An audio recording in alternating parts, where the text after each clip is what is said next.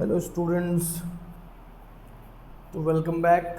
आपकी एक मैथ्स की ओरिएंटेशन क्लास आ गई थी 9th क्लास की। मेरा नाम आकाश और मैं हूँ आपका मैथ्स टीचर। ठीक है, तो अपन ने ओरिएंटेशन में बात करी थी कि हम कैसे कैसे चैप्टर्स करने वाले हैं और कैसे कैसे आगे 9th का सिलेबस चलने वाला है। ठीक है, जैसे कि अपन ने बात करी थी कि जो चैप्टर्स होंगे वो वेटेज वाइज उठाए जाएंगे या फिर जो पहले मेरे को सही लगेगा, जो जैसे कोई चैप्टर कुछ ज़्यादा ही डिफ़िकल्ट है या फिर कोई ज़्यादा वेटेज का है या फिर कोई ऐसा चैप्टर भी अपन मैं देख रहा हूँ जो मतलब जो इजीली जल्दी ख़त्म हो जाए। ठीक है, जिसका भार सर पे ना रहे। ऐसे चैप्टर होते हैं ना जो अपन चलो मान लो बड़ा चैप्टर है लेकिन उसका भार सर पे रहेगा, वो ख़त्म नहीं हो रहा ख़त्म नहीं हो रहा। अगर एक यूनिट पूरी हो जाती तो ऐसा लगता है कि एक चैप्टर खत्म हो चुका है, भले ही वो छोटा हो। ठीक है, तो 9th क्लास का जो सिलेबस है वो हम स्टार्ट करने जा रहे हैं चैप्टर हीरोन्स फार्मूला से। हीरोन्स फार्मूला आपके एनसीईआरटी का चैप्टर 10th है, if I am not wrong, let me check.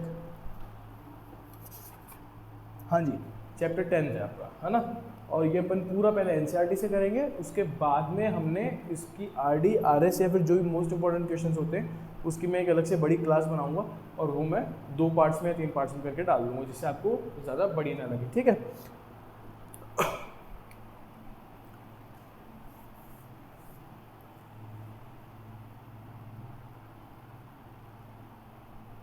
ये क्लास 9th की फर्स्ट क्लास है।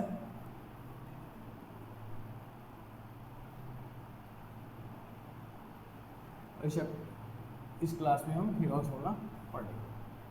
ठीक है, बहुत मैं पूरी कोशिश करूँगा जो हीरोन्स फार्मूला होगा ये एनसीईआरटी ज़्यादा लंबी क्लासेस नहीं खींचेंगे अपनी, मैक्सिमम 2 क्लासेस में चैप्टर खत्म हो जाना चाहिए मेरे हिसाब से, इससे ऊपर टाइम नहीं लगेगा। ठीक है, तो शुरू करते हैं बिना किसी देरी के।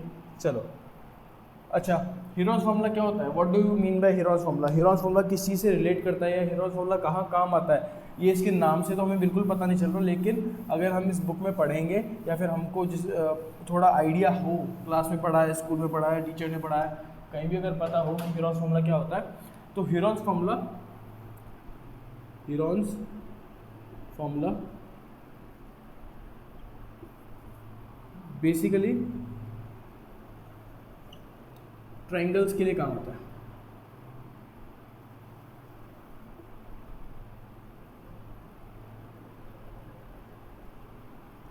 हाँ, अपना मोड ऑफ जो कम्युनिकेशन रहने वाला है वो इंग्लिश रहने वाला है। What is English? सबको पता होगा आज के ज़माने में जो बेस्ट चलता है इंग्लिश प्लस हिंदी। ठीक है, इसको साथ में लिख देते हैं इंग्लिश। ठीक है, ना इंग्लिश ना हिंदी, इस तरह का मोड रहने वाला है। तो मैं तुमको दोनों तरीके से पढ़ाऊंगा, तुमको कॉन्सेप्ट समझने से मतलब होना चाहिए, कॉन्सेप्ट तुमको पूरे समझ में आएंगे। ठीक है, अच्छा, अब एक चीज़ बताओ मुझे, जैसे मैंने तुम्हें बताया कि हीरोन्स फार्मूला बेसिकली पूरा ट्रायंगल्स पे बेस्ड है। ठीक है, इसमें सबसे पहले जो क्वेश्चन उठता है वो क्वेश्चन क्या उठता है कि सर ट्रायंगल्स पे बेस्ड है, लेकिन कौन से ट्रायंगल पे बेस्ड है? ठीक है, क्यों? क्योंकि ट्रायंगल्स तो बहुत तरीके के होते हैं। एक ऐसा ट्रायंगल होता है, एक ऐसा ट्रायंगल होता है, एक ऐसा ट्रायंगल होता है। ठीक है, और भी बहुत सारे ट्रायंगल्स होते हैं, एक इस तरह का ट्रायंगल होता है। तो सर कौन से ट्रायंगल में काम आएगा? अच्छा, अगर तुमसे कोई पूछे कि एरिया ऑफ ट्रायंगल क्या होता है, तो हम सबको पता है एरिया ऑफ ट्रायंगल जो होता है, जो यूनिवर्सल एरिया ऑफ ट्रायंगल का फॉर्मूला है, यूनिवर्सल मतलब जो हर ट्रायंगल में यूज आता है, वो क्या होता है? Half into base into height. ठीक है, अब सर बेस और हाइट तो हर ट्रायंगल में नहीं होती। अच्छा, हाइट किसको बोल रहे हैं हम?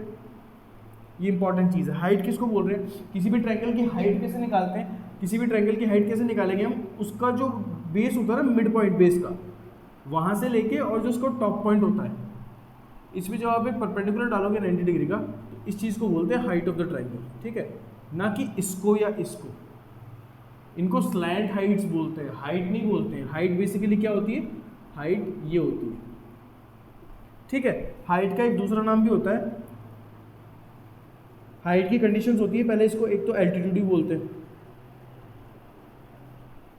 ठीक है, दूसरी सी कंडीशन क्या होती है कि हाइट मस्ट बी 90 डिग्रीज, और इसको अपन परपेंडिकुलर भी बोल देते हैं।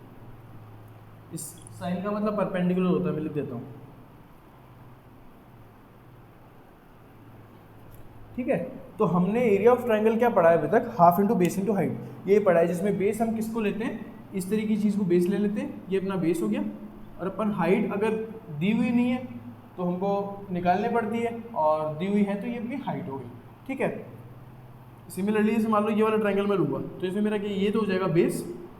अच्छा बेस ज़रूरी नहीं नीचे वाला ही होगा, अगर मैं बेस इसको लेता हूँ, ध्यान से सुनना, अगर इसको बेस लेता हूँ तो हाइट मेरी तब कहाँ होगी, ये क्या होगी, ये होगी। जब मैं इसको बेस ले रहा हूँ तब मेरी हाइट क्या होगी, ये होगी। और जब मैं इसको बेस ले रहा हूँ तब मेरी हाइट क्या होगी, ये होगी। बेसिकली जिसको बेस आप लोगे उसके ऊपर भी हाइट डिपेंड करती है। फॉर एग्जाम्पल ये वाला एक ट्राइंगल है, इस ट्राइंगल में ये बेस बहुत ज़्यादा बड़ा है, तो अगर मैं इसकी हाइट की बात करता हूँ तो इसकी वर्टेक्स से नीचे, मतलब मैंने क्या बताया, vertex to base, vertex to base पे जो परपेंडिकुलर रहेगा उसको अपन हाइट बोलते हैं। तो इसका वर्टेक्स क्या है, टॉप वर्टेक्स ये हो गया, इसकी वर्टेक्स से बेस पे जो परपेंडिकुलर गिर रहा है ये हो गई इसकी हाइट, ठीक है।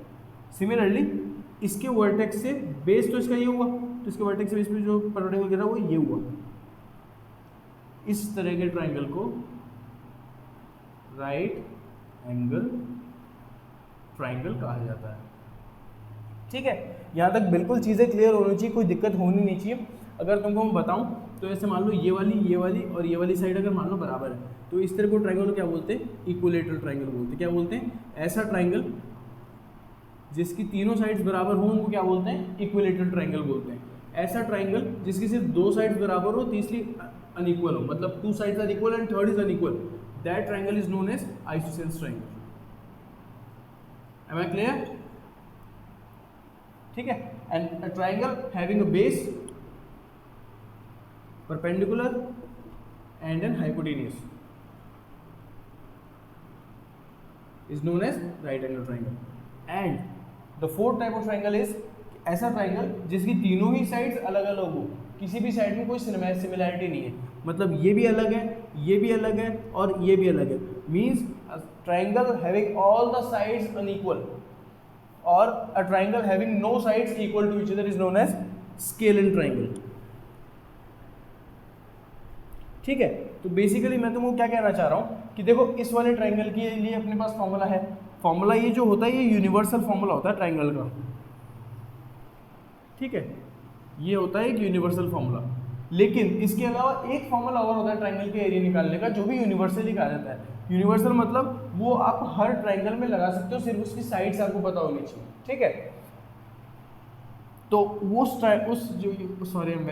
उस फॉर्मूला का जो नाम है वो है हेरोन्स फॉर्मूला। यहाँ पे हेरोन्स फॉर्मूला क्लिक इन करता है कि एक ऐसा फॉर्मूला ट्राइंगल के एरियाज का, जैसे तुमको मैं बताऊँ आइसोसेलेस ट्राइंगल जो होता है इसका अपना एक एरिया का फॉर्मूला होता है। इसके अलावा ट्राइंगल्स बहुत वास्ट चीज़ है, बहुत वास्ट, ठीक है। ट्राइंगल्स में आपको बहुत सारी थ्योरीज देखने को मिलेंगी, ट्राइंगल्स के एरियाज के फॉर्मूले ही बहुत सारे मिलेंगे आपको, ठीक है। आपको आइसोसेलेस ट्राइंगल का एरिया का फॉर्मूला अलग मिलेगा, इसका इक्विलेटरल का अलग मिलेगा, स्केलन का हेरोन्स फॉर्मूला के रूप में आपको अलग मिल ही जाता है, और राइट एंगल ट्राइंगल का formula half into base into height होता है बेसिकली, ठीक है। ये जो होता है ये बेसिकली राइट एंगल ट्राइंगल का फॉर्मूला होता है। इसको मैं यूनिवर्सल क्यों कह रहा था फिर इसको अभी देर से, राइट एंगल ट्राइंगल, इसको यूनिवर्सल इसलिए कह रहे थे अपन क्योंकि बेसिकली हर ट्राइंगल में हमको बेस और हाइट दिया हुआ होता है। बचपन से हमने सिर्फ ट्राइंगल के नाम पे ये एक ही एरिया पढ़ा होता है, ठीक है। इसलिए मैं इसको तुमको एक वास्ट टेक्निक करके सुना रहा हूँ। अगर कोई भी ऐसा फॉर्मूला बताऊँ तुमको जो हर ट्राइंगल में एप्लीकेबल होगा, जो लिटरली हर ट्राइंगल में एप्लीकेबल होगा, वो होगा ये वाला हेरोन्स फॉर्मूला, ठीक है। तो ट्राइंगल की थ्योरी इस चैप्टर के लिए जितनी ज़रूरी है तुमको जानना, वो मेरे हिसाब से इससे ऊपर कुछ भी नहीं है। इसके बाद में तुमको हेरोन्स फॉर्मूला आना चाहिए, पेरीमीटर क्या होता है, एरिया क्या होता है, ये टर्म्स का मतलब तुमको पता होना चाहिए। यहाँ तक कोई दिक्कत नहीं होनी चाहिए। किसी को कुछ नहीं पता था तो मैंने तुम्हारा बेस एक बार क्लियर किया है कि कम से कम तुमको ये पता हो तो हम आगे बढ़ सकते हैं इजीली, ठीक है। चलो अब इसके आगे मैं तुमको बताता हूँ। सबसे पहले तो तुमको ये पता होना चाहिए कि पेरीमीटर क्या होता है और एरिया क्या होता है। For those who don't know please pay attention.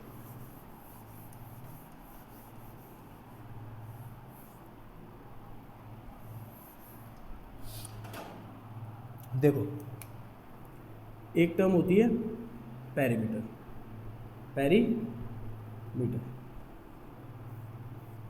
ठीक है।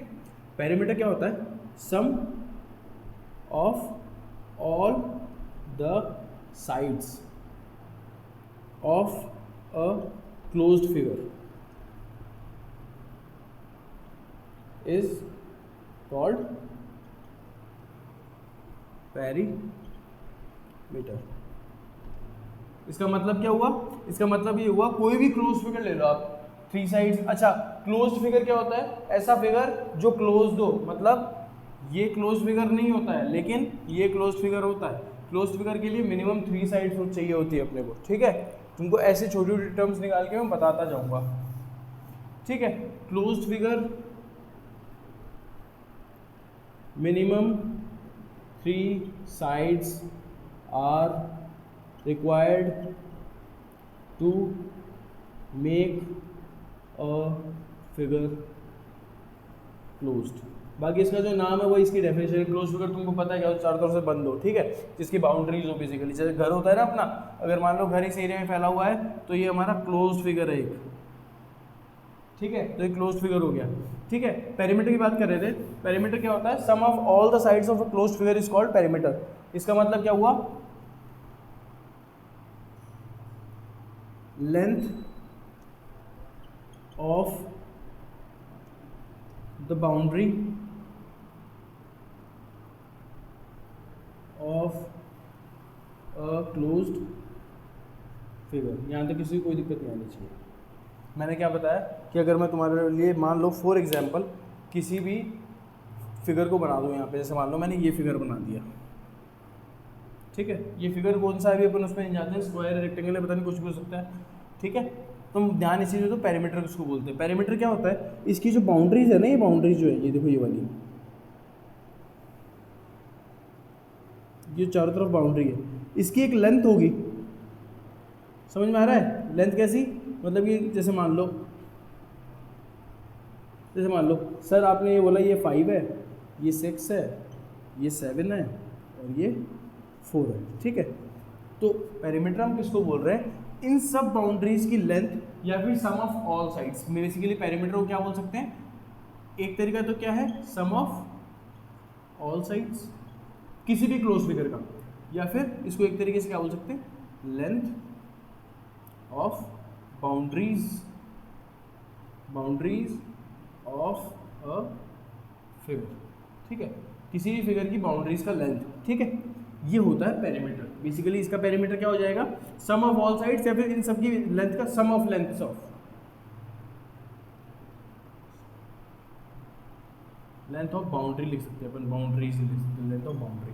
बाउंड्री मतलब इस पूरे फिगर की बाउंड्री क्या हो गई? ये बाउंड्री होगी जो मैंने बनाई है, ठीक है। तो इसका सम कैसे आएगा? इन सबको ऐड करने पे आएगा। तो इसका पेरीमीटर क्या होगा? इस चीज़ का पेरीमीटर जो होगा इसका क्या होगा? 4 + 5 + 6 + 7, 4 5 9 6 15 7 22।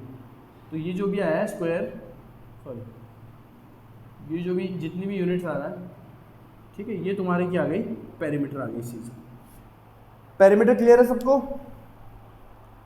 यहाँ तक किसी को कोई दिक्कत नहीं होनी चाहिए। पेरीमीटर इतना ही होता है, इतना तुम्हारे लिए बहुत है। और तुम 9th क्लास में आने चाहिए, बस तुमको पता होना चाहिए था पेरीमीटर क्या होता है, ठीक है।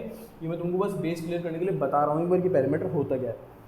Perimeter basically means sum of all sides of a closed figure or the length, the total length of the boundary of a closed figure, बस यही पेरीमीटर होता है। मैथमेटिकली मैंने तुमको यहाँ समझा दिया, डेफिनेशन से मैंने तुमको यहाँ समझा दिया, ठीक है। अब चलो आगे बढ़ते हैं। अब पेरीमीटर जो होता है वो भी अलग अलग साइड्स का अलग अलग होता है। अब जैसे मान लो कोई फिगर अगर डिफाइंड ही नहीं है कि वो फिगर कौन सी है, ठीक है, तो उसका अपने को पता नहीं, लेकिन अपन ने कुछ फिगर्स तो डिफाइंड कर रखी है मैथ्स में, ठीक है। किसी फिगर को हम स्क्वायर का नाम देते हैं, किसी फिगर को हम रेक्टेंगल का नाम देते हैं, किसी फिगर को हम ट्रायंगल का नाम देते हैं और किसी फिगर को हम सर्कल का नाम देते हैं, रोम्बस का नाम दे देते हैं, काइट का नाम दे देते हैं। तो ये जो डिफरेंट फिगर्स है ना, इनकी जो बाउंड्रीज होती हैं या फिर साइड्स होती हैं, इनकी लेंथ का हमने एक फॉर्मूला बना रखा है डेडिकेटेड, ठीक है, कि पर्टिकुलर अगर रेक्टेंगल है तो रेक्टेंगल का पेरीमीटर ये होगा, अगर ट्राइंगल है तो ट्राइंगल का पेरीमीटर ये होगा, ऐसे ही अगर स्क्वायर है तो स्क्वायर का पेरीमीटर ये होगा, ठीक है। ये बेसिकली इनके पेरीमीटर का हमने एक प्रॉपर फॉर्मूला बना रखा है जो हम रखते हैं और उसमें वैल्यूज पुट करते हैं, ठीक है। दूसरी टर्म जो आती है हमारे काम की वो क्या आती है? Area. For those who don't know, ध्यान दो कि एरिया क्या होता है। Surface occupied by a closed figure on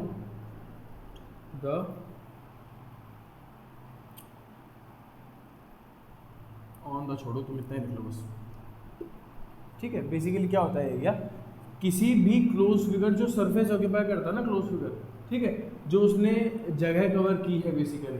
जैसे मान लो ये बोर्ड है तुम्हारे सामने, ठीक है, ये एक रेक्टेंगुलर बोर्ड है, तो इसका एरिया क्या हो जाएगा, इसका एरिया क्या हो जाएगा, जो जो इसने जगह कवर कर रखी है ना पूरी, ये इसका एरिया हो गया। अच्छा हाँ, ये बहुत एग्जाम्पल है। और पेरीमीटर अगर तुमको उसे समझना होगा तो क्या होगा, पेरीमीटर जो होगा वो इसकी बाउंड्रीज का सम जो होगा, वो इसकी बाउंड्रीज का जो सम होगा वो उसका हो गया पेरीमीटर। और एरिया क्या हो गया, जो इसने सरफेस कवर कर रखा है बेसिकली इस पूरी वॉल पे, जो इसने जगह घेर रखी है इस बोर्ड ने, इसको हम बोलेंगे एरिया ऑफ दिस बोर्ड। ठीक है, तो सिंपल डेफिनेशन में क्या, area surface occupied by a closed figure is known as area. ठीक है, जिस तरीके से हमने पेरीमीटर के अलग अलग फॉर्मूलेज डिफाइन कर रखे हैं, उसी तरीके से हमने इसके भी अलग अलग, एरिया के भी अलग अलग फॉर्मूलेज डिफाइन कर रखे हैं। ठीक है, अब बेसिकली देखो, मैं तुमको एरिया और पेरीमीटर तो बता दिया क्या होता है। ठीक है, अब इस चैप्टर में अपने को बाकी फिगर्स से कोई लेना देना नहीं है, अपने को सिर्फ ट्रायंगल की बात करनी है। और ट्रायंगल में बेसिकली हमको सिर्फ स्केल एंड ट्रायंगल की बात करनी है, क्योंकि मैंने तुमको क्या बताया, जो हेरॉन्स फॉर्मूला होता है वो वैसे तो हर ट्रायंगल पे लगता है, लेकिन मोस्टली जो तुमको क्वेश्चन से मिलेगा ना, वो क्वेश्चन, वो जो ट्रायंगल होगा हमेशा स्केल नहीं होगा। ठीक है, तो देखो स्केलिंग ट्रायंगल क्या होता है, इस तरह का ट्रायंगल होता है। ठीक है, ऐसा ट्रायंगल जिसकी तीनों साइड्स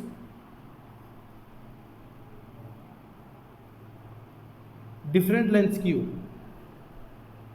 ये अपना ए हो गया, ये बी हो गया और ये सी हो गया। ठीक है, तो मुझे एक चीज़ बताओ, ये ट्रायंगल है, ठीक है, इसकी सारी जो साइड्स है वो डिफरेंट लेंथ्स की है ना, ये ए है, ये बी है, ये सी है, ए बी सी हमने इसको एनोटेशन दे दिया, इसकी जगह कोई भी नंबर डाल लो, 3 4 5 या 10 12 15 जो भी है। ठीक है, तो अलग अलग साइड्स होगी। अब इसका एरिया निकालने का क्या फॉर्मूला होता है। अच्छा पहले बताओ, एरिया की बात बाद में करेंगे, पहले मेरे को बताओ आप इसका पेरीमीटर क्या होगा। पेरीमीटर इस ट्रायंगल क्या होगा, जिस तरीके से हमने पढ़ा है अभी, तो सबको ये पता होगा कि पेरीमीटर क्या होता है, सम ऑफ ऑल साइड्स होता है। इसका सम ऑफ ऑल साइड्स क्या होगा, क्या ए प्लस बी प्लस सी इसका पेरीमीटर नहीं होगा, बोलो।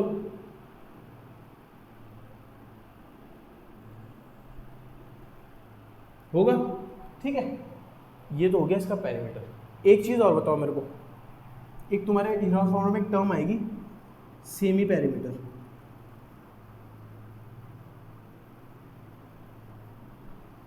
क्या सेमी पेरीमीटर क्या होता है, पेरीमीटर डिवाइड बाय 2 नहीं होता क्या सेमी पेरीमीटर होता है। सेमी पेरीमीटर जो होता है बेसिकली, सेमी का मतलब होता है हाफ। ठीक है, तो हाफ ऑफ पेरीमीटर, तो perimeter what was the perimeter in the about figure, A plus B plus C is the perimeter of the about figure. ठीक है, तो इसका सेमी पेरीमीटर कितना होगा, मतलब what is the half of this perimeter, A plus B plus B, A plus B plus C divide by 2। तो ये क्या होना चाहिए, A plus B plus C divide by 2 must be semi perimeter. ये एक इंपॉर्टेंट टर्म है जो तुम्हारे निकल के आएगी और फॉर्मूले में बार बार तुमको लगानी पड़ेगी। What, that semi perimeter A plus semi perimeter of a triangle is equals to a plus B plus c by 2। It is a very important term, सबको पता होना चाहिए सेमी पेरीमीटर का मतलब क्या होता है और सेमी पेरीमीटर का फॉर्मूला क्या होता है। ठीक है, ये हुआ अपना सेमी पेरीमीटर। ठीक है, अब बात ये है कि सर हेरॉन्स फॉर्मूला क्या होता है, ये तो आपने सेमी पेरीमीटर का फॉर्मूला बता दिया। ठीक है, बिल्कुल सेमी पेरीमीटर का फॉर्मूला मैंने तुमको बता दिया। अब अपन आएंगे हेरॉन्स फॉर्मूला पे। देखो हेरॉन्स फॉर्मूला का बेसिकली तुम्हारे बुक में है ना, कोई भी वो नहीं दे रखा अपने को, क्या बोलते हैं उसको, डेरिवेशन, और ना वो एग्जाम पॉइंट ऑफ व्यू से तुम्हारे लिए ज़रूरी है, भले तुम आउटर सोर्सेज ऑफ बुक्स उठा लो या फिर एनसीईआरटी उठा लो। ठीक है अपने को सिर्फ सीधा फॉर्मूला दे रखा है और उस फॉर्मूले को डिफाइन करने वाली वैल्यूज दे रखी कि इसमें इस वैल्यू का ये मतलब है। ठीक है, हमको कुछ और नहीं दे रखा कि हम इसका डेरिवेशन निकालें या फिर ये चीज़ कैसे आई है या फिर कोई भी मतलब कुछ भी चीज़। ठीक है, तो हमको फॉर्मूला वाइज एनसीईआरटी वाइज जो चैप्टर हम करेंगे, ये मैं तुमको 2 या 3 क्लास में खत्म कराऊंगा, और इसमें आरडी शर्मा जो आएगा उसमें अगर डेरिवेशन दे रखा होगा तो I am very oblige to do it, मैं करूँगा उसको। ठीक है, लेकिन एनसीईआरटी एज पर एज द एनसीईआरटी का जो पॉइंट ऑफ व्यू है उस पर ज़रूरी नहीं है, तो मैं वो भी नहीं करा रहा हूँ तुमको। अभी मैं तुमको सीधा फॉर्मूला बता रहा हूँ कि हेरॉन्स फॉर्मूला क्या होता है, उसको कैसे अप्लाई करते हैं और वो कहाँ लगता है।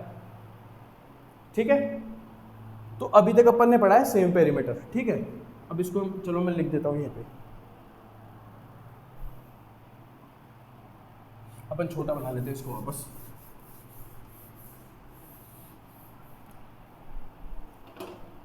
अभी तक हमने क्या बात करी कि एक स्केलिन ट्रायंगल होता है इस तरीके का, इसकी ये साइड जो होती है वो ए होती है, ये सी होती है और ये बी होती है, ठीक है। इसका पेरीमीटर क्या होगा, ए प्लस बी प्लस सी, तो इसका सेमी पेरीमीटर क्या होना चाहिए, A plus B plus c by 2। यहाँ तक बात करी है तक हमने, ठीक है। ये इस टर्म को क्या बोलते हैं, सेमी पेरीमीटर, ठीक है। किसी को अगर दिख नहीं रहा हो तो मैं बोल रहा हूँ, ये मैंने सेमी पेरीमीटर लिखा है, ठीक है। तो ये एक टर्म होगी तुम्हारी, ठीक है। अब हेरॉन्स फॉर्मूला क्या होता है, एक मिनट, एक सेकंड देना, मैं इंक डाल दूँ इसमें। यहाँ तक सबको क्लियर होना चाहिए हेरॉन्स फॉर्मूला क्या होता है, हेरॉन्स फॉर्मूला किन ट्रायंगल्स पे लगता है। हेरॉन्स फॉर्मूला बेसिकली हर ट्रायंगल पे लगता है, लेकिन बाकी ट्रायंगल्स के अपने पास डेडिकेटेड फॉर्मूले हैं। जैसे कि आइसोसेलेस ट्रायंगल का अपना एक एरिया का फॉर्मूला है, इक्विलेटरल ट्रायंगल का अपना एक एरिया का फॉर्मूला है, राइट एंगल ट्रायंगल का अपना एक एरिया का फॉर्मूला है, इसलिए हम उनको अप्लाई नहीं करते, ठीक है। बाकी हेरॉन्स फॉर्मूला जो है वो स्केलिन ट्रायंगल का तो है ही है, बाकी उसका एक डेडिकेटेड जो साइड है वो स्केलिन ट्रायंगल है, बाकी वो सब पे लगता है, ठीक है। आ जाओ, ये हो गया। अब ये मैंने तुमको क्यों बताया, क्योंकि हेरॉन्स फॉर्मूला जो होता है ना, हेरॉन्स फॉर्मूला जो होता है ना वो क्या होता है, देखो, area is equals to S minus A S minus B S minus C का, ये होता है अपना हेरॉन्स फॉर्मूला, ठीक है।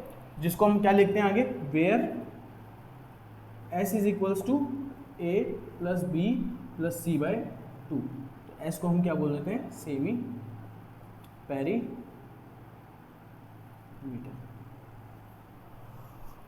आई होप सबको समझ में आ रहा होगा,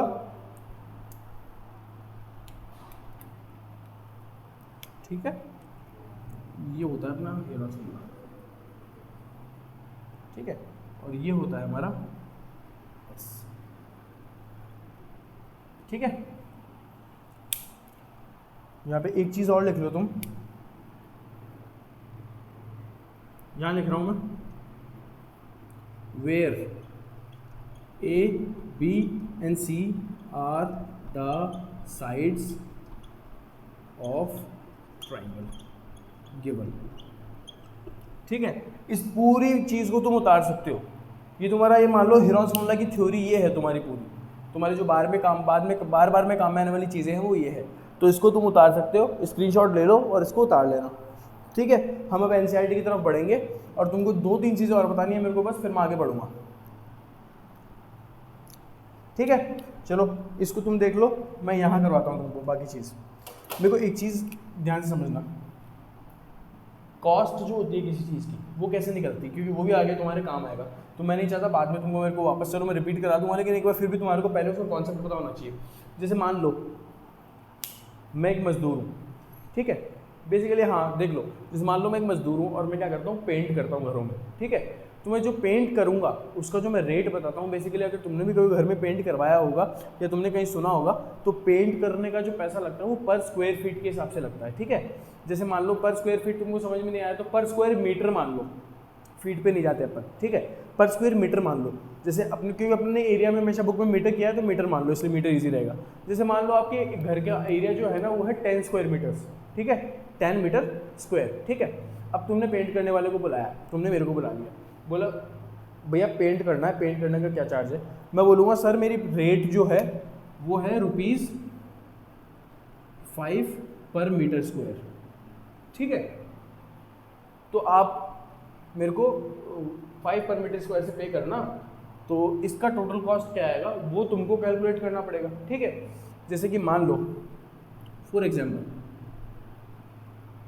अच्छा मैं चलो इसको मिटा के यहाँ करता हूँ,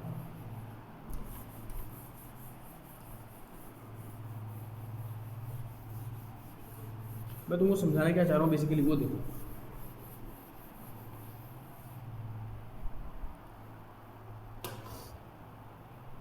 मुझे ये बताओ, पहले तो मैं ऊपर फॉर्मूला लिख देता हूँ, मैं क्या फॉर्मूला बता रहा हूँ। Total cost is equals to area into rate per square unit, ठीक है, एक फॉर्मूला। सिमिलरली दूसरा इस चैप्टर में जो काम आने वाले वो बता रहा हूँ तुमको। बाकी तुम्हारा ये कॉन्सेप्ट जो होता है ना, वो तुम हर जगह बना सकते हो। बेसिकली इसका जो बेसिक फॉर्मूला है वो क्या है, total cost is equals to total articles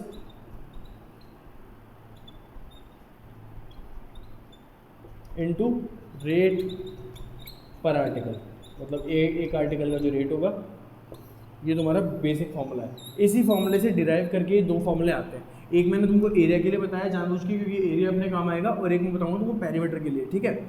तो पेरीमीटर में कैसे काम आएगा वो बताऊंगा, एरिया। दूसरा कॉस्ट क्या होगा, टोटल कॉस्ट का फॉर्मूला दूसरा क्या होगा, perimeter into rate per unit. इसमें स्क्वायर यूनिट क्यों आया, इसमें यूनिट क्यों आया, क्योंकि पता होगा तुमको एरिया जो होता है उसकी जो यूनिट होती है वो डिग्री 2 की होती है, मतलब कि स्क्वायर में आती है उसकी यूनिट, हमेशा स्क्वायर में यूनिट आती है। और पेरीमीटर जो होता है उसमें हमेशा सिर्फ यूनिट लगाया जाता है, क्योंकि वो स्क्वायर में नहीं आती। इसका रीज़न क्या है वो किसी को पता नहीं है, कि ये तो सबको पता होना चाहिए, 9th क्लास में आ गए तुम लोग यार। फिर भी अगर किसी को पता नहीं है तो बता देता हूँ, ऐसे कोई दिक्कत नहीं है। I don't have any problem, I just want कि तुम जो मैं बता रहा हूँ ना उसको अच्छे से सुनो, रिवाइज करो और एग्ज़ाम में मार्क्स स्कोर करो, बस। साथ साथ सब्सक्राइब कर लेना यार, ठीक है। ये तुमको मैंने एक छोटा मोटा आइडिया दिया कॉस्ट कैसे निकालते हैं,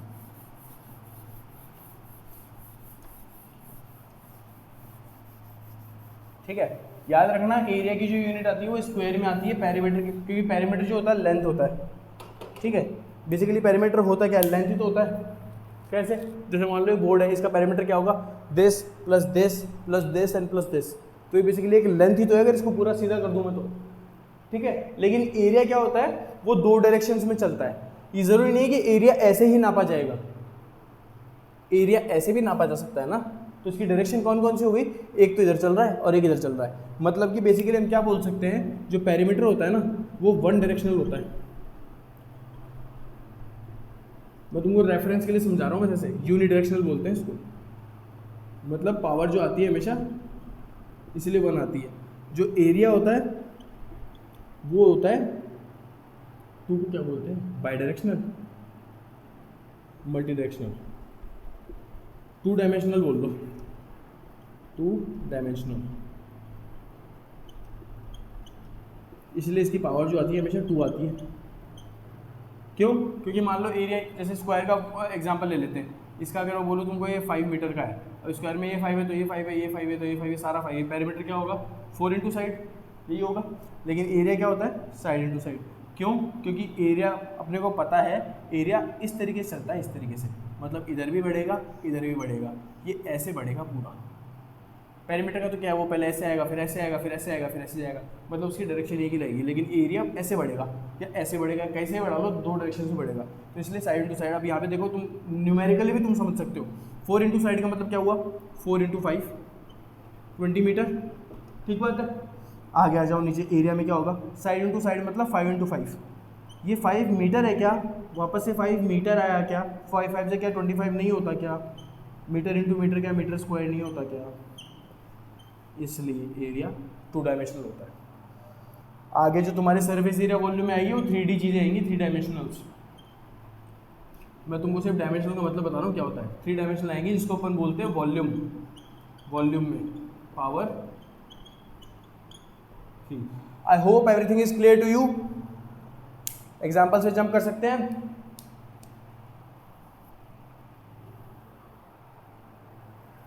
चलो तो तुम्हारे एनसीईआरटी के एग्जाम्पल्स उठा लेते हैं अपन। थ्योरी इससे ज़्यादा इंपॉर्टेंट नहीं है, थ्योरी तुम्हारी बस हो गई, बहुत है इतनी, ठीक है। अच्छा ये रूट वाली चीज़ें हैं, तो रूट में मैं तुमको कुछ अच्छी चीज़ें बताऊंगा निकालने की, ब्रेक करने की, तो उसको ध्यान से सुनना तुम, ठीक है। जैसे सब बच्चे कर रहे हैं वैसे नहीं करना है। मैं नहीं चाहता कि मेरे से अगर 10 बच्चे पढ़ रहे हैं तो उस जैसे सारे बच्चे कर रहे हैं वैसे कर रहे हो। मैं तुम्हारे को तरीके अलग बताऊंगा, उस हिसाब से करना है। एग्जाम्पल नंबर 1 पे आते हैं, सीधा क्वेश्चंस पे अटैक करते हैं। कोई मतलब नहीं थ्योरी में रह के, जितना थ्योरी इंपॉर्टेंट था मोर देन इनफ थ्योरी मैंने तुमको बता चुका हूँ। इसको बस ध्यान में रखना, इसमें कहीं तुम्हारी कोई दिक्कत नहीं होनी चाहिए। कुछ कहीं अगर मैंने जल्दी मिटा दिया हो, तुम्हारा कुछ छूट गया हो, तो प्लीज़ उसको रिवाइंड कर लेना, बैक कर लेना, स्क्रीनशॉट ले लेना उसका, या फिर तुमको जो भी उसका नोट्स वगैरह बनाना हो, कहीं लिखना हो लिख लेना, लेकिन उसका रिवीजन ज़रूरी है। ये बेसिकली हीरोन्स फॉर्मूला की इंट्रोडक्शन क्लास है।